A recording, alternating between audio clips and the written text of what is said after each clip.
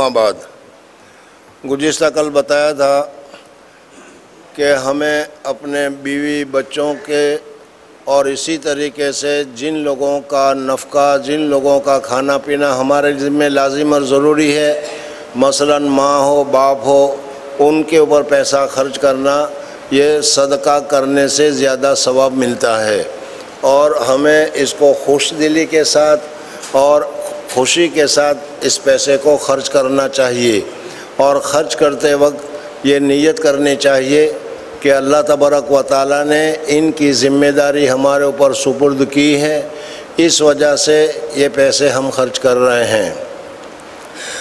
اور کل بتایا تھا کہ جو لوگ طاقت کے باوجود، ضرورت ہونے کے باوجود پیسے خرچ کرنے میں بخیلی کرتے ہیں، ان کے متعلق حضور اقدس صلی اللہ علیہ وسلم نے کیا فرمایا ہے۔ بزرگوں اور دوستو، اللہ تبارک و تعالیٰ نے یہ جو مال ہمیں دیا ہے، اس کو بیلنس کرنے کے لیے، ذخیرہ کرنے کے لیے یا اکاؤنٹ کو بڑھانے کے لیے نہیں دیا، بلکہ اس کو ضرورتاً استعمال کرنے کے لیے دیا ہے، اور اس میں بھی جو صحیح ضرورت ہے اس میں خرچ کرنا چاہیے، اس میں خرچ کرنے سے ثواب ملے گا، اور ضرورت سے زیادہ یا بغیر ضرورت کے خرچ کرنے کو اسراف قرار دیا گیا ہے، اور اسراف کرنے کے متعلق، فضول خرچی کرنے کے متعلق قرآن پاک میں بتایا گیا ہے کہ وہ اخوان الشیاطین ہے۔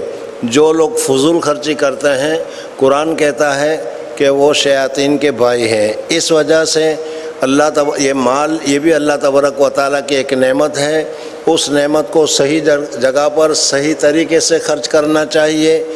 غلط طریقے پر، غلط جگہ پر، ریاکاری کے لیے یا اس کے علاوہ دوسرے غلط طریقے پر استعمال کرنے میں گناہ ہوگا۔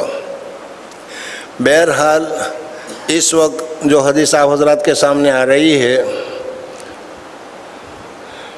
ان عبداللہ ابن عمرو ابن العاص رضی اللہ تعالیٰ عنہما قال قال رسول اللہ صلی اللہ علیہ وسلم کفا بالمرء اثما ان یضیع من یقوت، حدیث صحیح رواہ ابو داؤد وغیرہ۔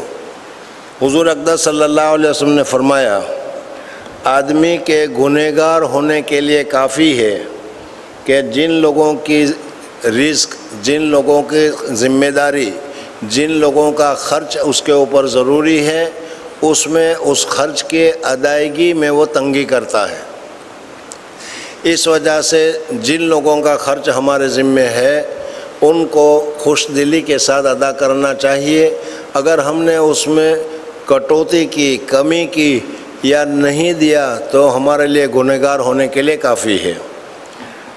وعن ابی ہریرہ رضی اللہ تعالیٰ عنہ ان النبی صلی اللہ علیہ وسلم قال ما من یوم یصبح العباد فیہ الا ملکان ینزلان فیقول احدہما اللہم اعط منفقا خلفا ویقول الآخر اللہم اعط ممسکا تلفا، متفق علیہ۔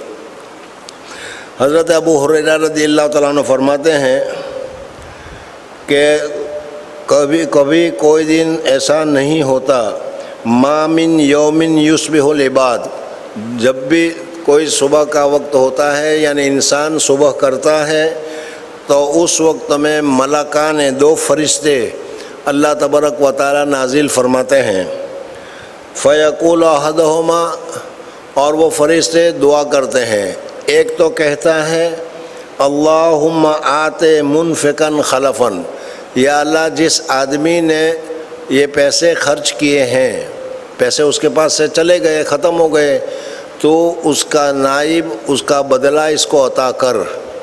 اور دوسرا کہتا ہے اللہم آت ممسکا تلفا، جو روکنے والا ہے، ضرورت میں خرچ کرنے والا نہیں ہے، یا اللہ اس کے مال کو ضائع فرما۔ چنانچہ فرشتے کی یہ دعا ہے، روزانہ یہ دعا ہوتی ہے، اور اسی کے مطابق ہوتا ہے۔ اللہ کے راستے میں خرچ کرتے ہیں، گھر والوں پر خرچ کرتے ہیں، اللہ تبارک و تعالیٰ دوسری برکت سے ہمیں عطا فرما دیتے ہیں۔ اور اگر ہم خرچ نہیں کریں تو پھر اس صورت میں وہ مال تلف ہو جاتا ہے، برباد ہو جاتا ہے، ضائع ہو جاتا ہے، کبھی مقدمے میں پھنس گئے، کبھی کسی اور معاملے میں پھنس گئے اور وہ پیسے نکل جاتے ہیں اور گناہ ہوتا ہے۔ ایک تو خرچ نہیں کیا وہ گناہ، اور دوسرا جس راستے میں جس طریقے سے تم نے خرچ کیا، رشوت دی، غلط کام میں استعمال کیا، ناجائز کام میں استعمال ہوا، یہ بھی دوسرا گناہ ہوتا ہے۔ اس وجہ سے اس مال کی قدر کرنی چاہیے۔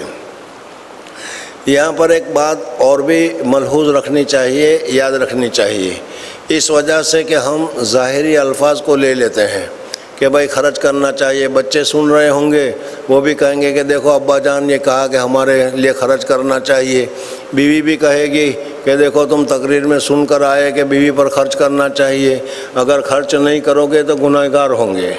لیکن اس کے ساتھ یہ بھی سمجھ لو کہ یہ ضرورت پر اور ضروری چیزوں کے خرچ کے متعلق ہے، بغیر ضرورت کے تعیش کے لیے یا کسی غلط طریقے پر استعمال کرنے کے لیے اگر مرد انکار کرتا ہے تو اس انکار کرنے سے وہ گنہگار نہیں ہوتا۔ مثال تو آپ حضرات کو سمجھ میں آئی گئی ہوگی بہت ساری، لیکن آج کل اس کا بہت زیادہ رواج ہو چکا ہے، اس وجہ سے اس کو بھی ذرا بتا دینا چاہیے تاکہ ہماری اصلاح ہو جائے۔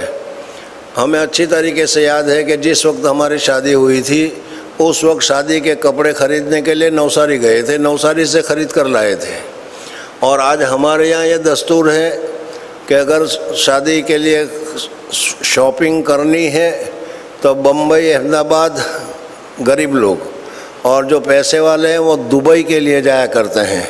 آپ حضرات کے ہاں تو یہ پریشانی نہیں ہوگی اس لیے میں نہیں کہتا، اور ہوگی تو خود ہی سمجھ لو گے کیا حالت ہے۔ تو یہ چیزیں جائز نہیں ہے۔ حضرت شیخ نور اللہ مرقدہ کا واقعہ یاد آیا کہ حضرت فرماتے تھے، حضرت کے یہاں ہمیشہ سے یہ دیکھا کہ غلط طریقے پر غلط چیز میں پیسے استعمال کرنے کا دستور نہیں، رسم و رواج کے اوپر حضرت کے یہاں پیسے خرچ کرنے کا سوال ہی پیدا نہیں ہوتا تھا۔ آج ہم بہت سارے ہمارے دوست احباب کو ہم منع بھی کرتے ہیں تو وہ کہتے ہیں کہ مائنڈ یور بزنس۔ ارے بھائی یہ پیسے ہم کماتے ہی ہیں اس طرح خرچ کرنے کے لیے۔ اور اس سے زیادہ ایک بات اور بتا دوں کہ ہمارے یہاں شادی، انڈیا میں ہمارے یہاں شادی ہوتی ہے تو ناچ گان اور بہت کچھ ہوتا ہے، غریب گھر ہے یہ کیسے ناچ گان کرتے ہیں؟ کہا کہ نہیں، لندن سے، پناما سے، دوسرے ملک سے غریبوں کی مدد کے لیے پیسے آئے ہیں، اس پیسے کو خرچ کہاں کرنا؟ آپ حضرات نے بھی سنا ہوگا یہ، تو یہ چیزیں نہیں ہونی چاہیے۔ خیر بہرحال اس وقت میں جو واقعہ بتانا چاہ رہا ہوں وہ یہ ہے کہ حضرت شیخ نور اللہ مرقدہ فرماتے تھے کہ حضرت مولانا یوسف صاحب حضرت جی رحمۃ اللہ تعالیٰ علیہ اور حضرت مولانا اکرام الحسن صاحب رحمۃ اللہ تعالیٰ علیہ، یہ دونوں کے دونوں دورہ پڑھ رہے تھے اور انہوں نے بخاری کا ختم کیا، مدرسے کا جلسہ ہوا۔ حضرت شیخ نور اللہ مرقدہ فرماتے تھے کہ اس جلسے میں حضرت مولانا الیاس صاحب رحمۃ اللہ علیہ بھی تشریف لائے، اور اس وقت سب سے بڑے بزرگوں میں حضرت اقدس مدنی رحمۃ اللہ تعالیٰ علیہ بھی تشریف لائے۔ ان دونوں کا نکاح کی عقد کی طے، یعنی شادی ہوگی فلانے کے ساتھ ہوگی۔ شیخ کی 2 لڑکیاں تھیں، دونوں لڑکیوں کے ساتھ طے تو پہلے سے ہو چکا تھا، لیکن نکاح یا رسم یا ہمارے لفظوں میں منگنی وغیرہ کچھ نہیں ہوا تھا، صرف طے ہوا تھا۔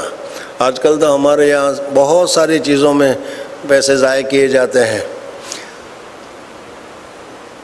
حضرت فرماتے تھے کہ چونکہ مدرسے کا جلسہ بھی تھا، اس وجہ سے اس لڑکیوں کا ماموں وہ بھی کاندلے سے آیا ہوا تھا۔ حضرت شیخ نور اللہ مرقدہ فرماتے ہیں کہ میں نے چچا جان سے کہا کہ یوسف اور اکرام دونوں آج فارغ ہو رہے ہیں، حضرت مدنی بھی تشریف لائے ہیں، نکاح کی بات بھی ہوئی ہے، آج اسی مجلس میں اگر نکاح ہو جائے تو حضرت مولانا الیاس صاحب نے کہا کہ ٹھیک ہے کر دیا جائے نکاح. تو حضرت شیخ نور اللہ مرکزو نے اعلان کر دیا کہ بھائی آج عصر کے بعد مجلس میں حضرت مولانا مدنی رحمۃ اللہ تعالیٰ علیہ یوسف اور اکرام کا نکاح پڑھائیں گے. حضرت شیخ فرماتے ہیں کہ ابھی گھر والوں سے بیوی سے کچھ مشورہ نہیں کیا. آپ سوچ سکتے ہیں کہ ہمارے یہاں اگر ہم اس معاملے پر عمل کر لیں تو کیا ہو سکتا ہے. سمجھ میں حضرت شیخ نے جا کر گھر میں کہہ دیا کہ بھائی آج دونوں بچیوں کا نام لے کر بتا دیا کہ دونوں بچیوں کا نکاح ہے. حضرت شیخ فرماتے ہیں کہ وہ حضرت کی بیوی یعنی حضرت مولانا الیاس صاحب کی بیٹی حضرت مولانا یوسف صاحب کی بہنی تھی. وہ انہوں نے کہا کہ پہلے سے کہا ہوتا تو ایک جوڑا بنوا لیتے پہننے کے لیے، یعنی ایک دو دن پہلے اگر کہا ہوتا کہ ابھی نکاح کرنا ہے تو نئے کپڑے شادی کا ایک جوڑا بنا لیتے. حضرت شیخ فرماتے ہیں کہ میں نے اسی وقت فی البدیہہ کہا کہ اچھا مجھے نہیں معلوم وہ ننگیاں گھوم رہی ہے. یعنی حضرت کے کہنے کا مطلب یہ تھا کہ ان کے پاس پہننے کے کپڑے تو ہیں، وہ تو پہنی ہوئی ہے، ننگیاں گھوم رہی ہوتی تو نئے کپڑے کی ضرورت ہوتی. اس وجہ سے نہ کوئی نیا کپڑا بنایا گیا نہ دلہن کا سوٹ بنایا گیا. آج ہمارے یہاں، آپ حضرات کے یہاں تو معلوم ہے نہیں، ہمارے یہاں دلہن کا سوٹ 1.5 اور 2 لاکھ روپے کا ہوتا ہے. ایک دن پہننے کا سوٹ صرف 1.5 یا 2 لاکھ روپے کا ہوتا ہے. وہاں تک شادی نہیں ہوتی. بزرگوں اور دوستوں ہم کتنا اسراف کر رہے ہیں. خیر بہرحال تو حضرت نے فرمایا کہ مجھے نہیں معلوم کہ وہ ننگیاں گھوم رہی ہے.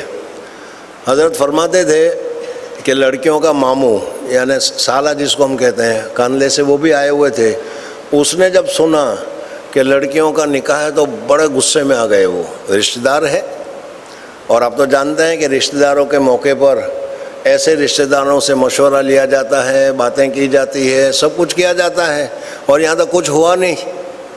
وہ یوں سمجھے کہ پہلے سے طے ہوگا، اس لیے بہن کے پاس جا کر انہوں نے خوب بہن کو لٹاڑا کہ آپ نے ہمیں اطلاع نہیں کی اور رشتہ داری کا خیال نہیں رکھا اور میں تو ماموں ہوتا ہوں اور مجھے اطلاع ہونی چاہیے تھی، یہ تھی وہ تھی، بہت کچھ بگڑے وہ. لیکن اس کے باوجود کیا ہے، حضرت شیخ نور اللہ مرکزو نے کچھ بھی نہیں کیا اور عصر کے بعد نکاح ہو گیا. خیر قصہ اور لمبا ہے، مجھے تو صرف اس میں اتنا بتانا ہے کہ اگر یہ عورتیں سن رہی ہو وہ یہ کہیں کہ مفتی صاحب تو کہہ رہے تھے کہ ہم عورتیں جو مانگے اس کے اوپر خرچ کرو ثواب ملے گا، اور ہم کہہ رہے ہیں کہ ہمیں اتنا سونا چاہیے، اتنے کپڑے چاہیے، اتنی یہ چیزیں چاہیے اور نیچے نہیں چاہے، تم نہیں دے رہے ہو تو تم گنہگار ہوں گے اللہ تبارک و تعالیٰ کے یہاں، تم کیا منہ دکھلاؤ گے. تو اس وقت کہنا کہ یہ ضروری نہیں ہے، یہ رسم میں داخل ہے، یہ رواج میں داخل ہے. دیکھو اپنے زمانے کا شیخ الحدیث وہ اپنے گھر والی کو کہہ رہا ہے کہ شادی کے لیے نیا کپڑا ہونا یہ کوئی ضروری نہیں ہے. بہرحال تو غلط جگہ پر استعمال کرنا یہ درست نہیں ہے. اس میں اگر ہم نے استعمال کیا تو ہم پیسے دینے کی وجہ سے بھی گنہگار ہوں گے.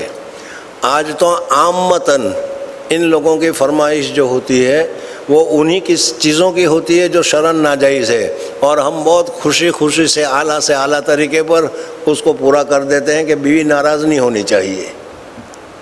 اس وجہ سے غلط جگہ پر استعمال مت کرو. ہاں جائز جگہ ہے، ضرورت کی جگہ ہے، اس میں استعمال کرو. اس میں بھی ایک دوسری کوتاہی ہے کہ مرد بیوی پر کچھ بھی خرچ کرنا نہیں چاہتا کہ نا تو کما کے لا رہی ہے نا تو اسی میں سے تو خرچ کر، میں کیوں دوں تجھے. یہ بھی ایک مستقل غلط بات ہے. عورت چاہے کتنی ہی مالدار ہو لیکن اس کے لیے کپڑے، اس کے لیے کھانے کی ذمہ داری یہ ہمارے ذمے ہے، ہمیں ادا کرنی چاہیے. مردوں کو ادا کرنا اس کے اوپر لازم اور ضروری ہے. بہرحال یہ گوروں کا طریقہ ہے جو کیا ہے ضروری ہوتا ہے، یہ صحیح نہیں ہے. بہرحال دوسری حدیث میں یہ بتایا گیا کہ اگر ہم نے خرچ کیا تو ہم سمجھتے ہیں کہ $100 تھے، 50 خرچ ہو گئے تو 50 کا نقصان ہو گیا، کم ہو گئے. یہاں پر یہ بتایا جا رہا ہے کہ فرشتے روزانہ آتے ہیں اور دعا کرتے ہیں کہ اللہ جن نے جائز جگہ پر پیسے خرچ کیے ہیں ان کے مال میں برکت عطا کر، اور جنہوں نے ناجائز جگہ پر خرچ کیے ہیں یا جان بوجھ کر خرچ نہیں کیے، ضرورت میں پورا نہیں کیا. بہت سے لوگ ایسے بھی ہوتے ہیں کہ ضرورت ہے، ڈاکٹر کے پاس جانا ہے، دوائی لانی ہے، لیکن 100 روپے خرچ ہو جائیں گے اس لیے دوائی نہیں لا رہے. میں یہ کہا کرتا ہوں کہ ضرورت میں پیسے کو خرچ نہ کرو گے تو کنکر اور پیسے دونوں میں کوئی فرق نہیں ہے. جب ضرورت ہے تو اس ضرورت میں خرچ کرنا چاہیے. کھانے کی ضرورت ہے تو اس میں خرچ کرو، پینے کی ضرورت ہے تو اس میں خرچ کرو، دوائی کی ضرورت ہے اس میں خرچ کرو. اور اس وقت تم بچا بچا کر رکھتے ہو، حفاظت کر کے رکھتے ہو، تو یہ کنکر اور پیسے دونوں میں کوئی فرق نہیں ہے. بلکہ فرشتے دعا کرتے ہیں کہ جس نے اس قسم کے روک کر رکھا ہے اس کے مال کو ضائع کر. اور مال کے ضائع ہونے کے بہت سارے راستے ہیں. بہرحال تیسری حدیث جو ہے وہ بھی حضرت ابو ہریرہ رضی اللہ تعالیٰ عنہ سے ہیں. وہ فرماتے ہیں ید العلیا خیر من ید السفلی، اوپر کا ہاتھ بہتر ہے نیچے کے ہاتھ سے. یعنی دینے والا ہاتھ یہ بہتر ہے لینے والے کے ہاتھ سے. اس لیے کسی کے سے مانگنا یہ اچھا نہیں ہے، ذلت کی بات ہے. ہاں دینے کے لیے آدمی ہمیشہ دیتا ہے تو اس کا ہاتھ اوپر رہتا ہے. اس وجہ سے حدیث پاک میں بتایا گیا کہ ید العلیا خیر من ید السفلی. پھر دوسرا جملہ بتایا گیا وابدأ بمن تعول. اگر تم خرچ کرنے کا ارادہ کرتے ہو تو جن کی ذمہ داری تمہارے اوپر ہے، بیوی ہے، بچے ہیں، ماں ہے، باپ ہے، ہو سکتا ہے کہ بھائی بہن بھی ہو. مثلا بچہ بھائی پڑھ رہا ہے، ابھی وہ کچھ کام نہیں کر رہا تو اس کی ذمہ داری بھی ہمارے اوپر ہے. تو ابدا بمن تعول، جن کی ذمہ داری تمہارے اوپر ہے اس سے شروع کرو، پہلے ان کو دو. یہ نہیں کہ گھر کے بچے تو محتاج ہو، ان کو تو پیسے کی ضرورت ہو، وہاں تو نہیں دے رہے، اور کیا ہے دوسری جگہ پر زیادہ سے زیادہ صدقات میں خرچہ میں دے رہے ہو تاکہ نام ہو اور معلوم ہو کہ انہوں نے بہت سارے پیسے دیے. گھر کی ضرورتیں اس میں پہلے خرچ کرو. وابدأ بمن تعول. وخیر الصدقۃ ما کان عن ظہر غنا. بہترین صدقہ وہ ہے کہ یہ نہیں کہ سارا کا سارا مال ایک ساتھ اللہ کے جذبات میں آ کر سارے کے سارے پیسے اللہ کے راستے میں دے دو اور پھر بھیک مانگتے ہو جاؤ. یہ بھی اچھا نہیں. اپنی ضرورت کے لیے جتنی ضرورت ہو اتنا باقی رکھو اور اس سے زیادہ جو ہو اس کو اللہ کے راستے میں خرچ کرو.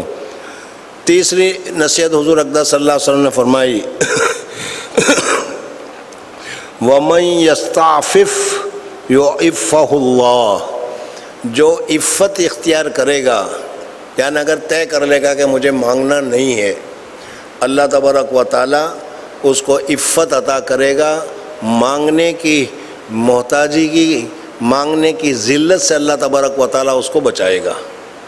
بزرگوں اور دوستو، مانگنا یہ بہت ہی بڑی ذلت ہے. آج ہم نے مانگنے کو ذلت سمجھا ہی نہیں. ذرا سی ضرورت ہو گئی اللہ کے واسطے دے دو، ضرورت کے واسطے دے دو، اور نہ ہو تو بھی.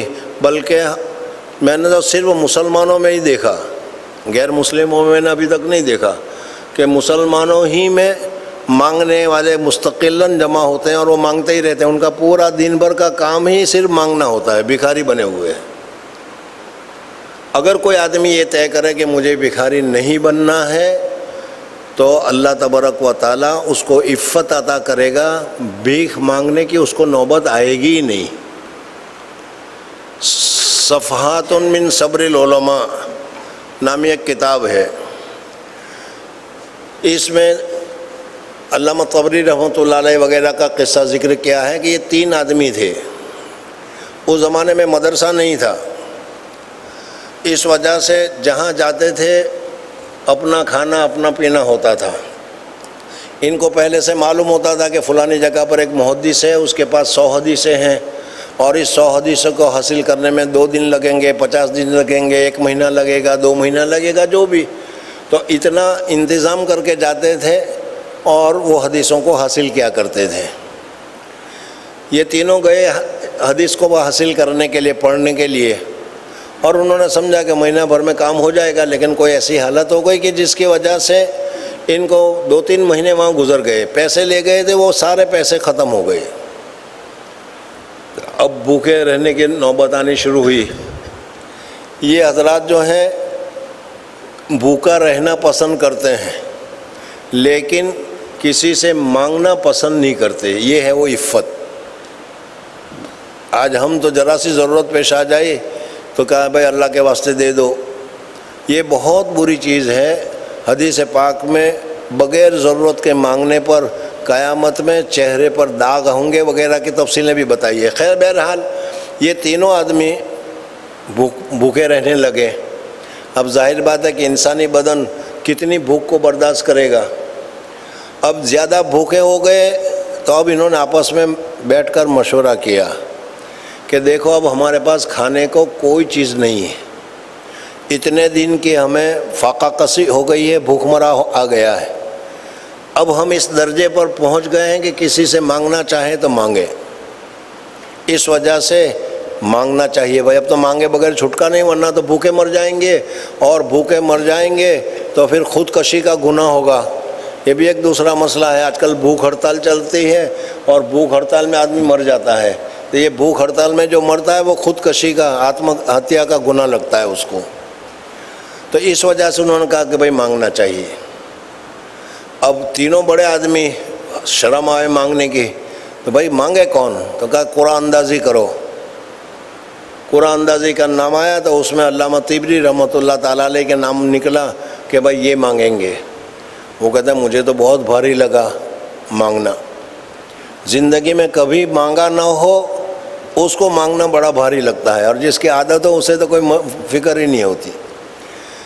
علامہ طبری رحمۃ اللہ علیہ فرماتے ہیں کہ اب میں سوچ میں پڑ گیا کہ کیا کروں، مانگنے کی عادت ہے نہیں، اس درجے پر پہنچ گئے ہیں کہ مانگنا اب ہمارے لیے ضروری ہوگا ورنہ جان چلی جائے گی۔ کہا کہ میرے دل میں خیال آیا کہ مانگنا ہی تو طے ہوا ہے، کس کے پاس مانگنا ہے یہ تو طے نہیں ہوا۔ اس وجہ سے میں گیا مسجد میں، اور مسجد میں جا کر اللہ کے سامنے ہاتھ اٹھا کر اللہ سے مانگنا میں نے شروع کر دیا۔ فرماتے تھے کہ میں نے ادھر مانگنا شروع کیا، اللہ تبارک و تعالیٰ نے ادھر سے ایک فرشتے کو بھیجا، وہ اس زمانے کے جو بادشاہ تھا اس بادشاہ کے محل کے کنگرے پر آ کر بیٹھ گیا، اور وہاں سے اس نے وہ اس کا جو خنجر تھا وہ نیزہ تھا وہ اس نے پھینکا، وہ بادشاہ بیٹھا ہوا تھا وہاں پہنچا، اور پھر اس کے بعد وہ انسانی شکل میں آ کر کہتا ہے کہ فلانی مسجد میں 3 غریب ہیں ان کی مدد کرو۔ بزرگوں اور دوستوں، قصہ لمبا ہے، وقت تھوڑا ہے، مجھے صرف یہ بتانا ہے کہ مانگنا، اگر مانگنا ہی ہے تو اللہ تبارک و تعالیٰ سے مانگو، ہم کیوں دوسرے سے مانگے؟ جو جس سے مانگتے ہیں وہ محتاج ہے، وہ ایک مرتبہ مانگو گے، دوسری مرتبہ مانگو گے، تیسری مرتبہ دیکھ کر کہے گا کہ یہ پھر مانگنے کے لیے آیا، بہانہ کر کے چلا جائے گا۔ اور اللہ تبارک و تعالیٰ کہ مجھ سے مانگو، جتنی زیادہ مانگو گے میں دینے کے لیے تیار ہوں۔ اس وجہ سے اگر مانگنا ہو تو اللہ سے مانگو۔ عفت چاہتے ہو، پاک دامنی چاہتے ہو، عزت چاہتے ہو، اللہ تبارک و تعالیٰ عزت عطا فرمائے گا۔ ومن یستعفف یعفہ اللہ، ومن یستغنی، اور جو کہ استغنا چاہے گا اللہ تبارک و تعالیٰ اس کو مالداری عطا کرے گا، اس کو محتاج نہیں کرے گا، اور اس کو اللہ تبارک و تعالیٰ کسی سے مانگنے کی ضرورت ہی اس کو پیدا نہیں ہوگی۔ اس وجہ سے ہمیں یہ طے کرنا چاہیے کہ کسی سے مانگنا نہیں ہے، اور اگر مانگنا ہے تو اللہ تبارک و تعالیٰ ہی سے مانگنا ہے۔ اللہ تبارک و تعالیٰ مجھے اور آپ حضرات کو عمل کرنے کی سعادت اور توفیق نصیب فرمائے۔ سبحان اللہ و بحمدہ، سبحانک اللہم و بحمدک، نشہد ان لا الہ الا انت، نستغفرک و نتوب الیک۔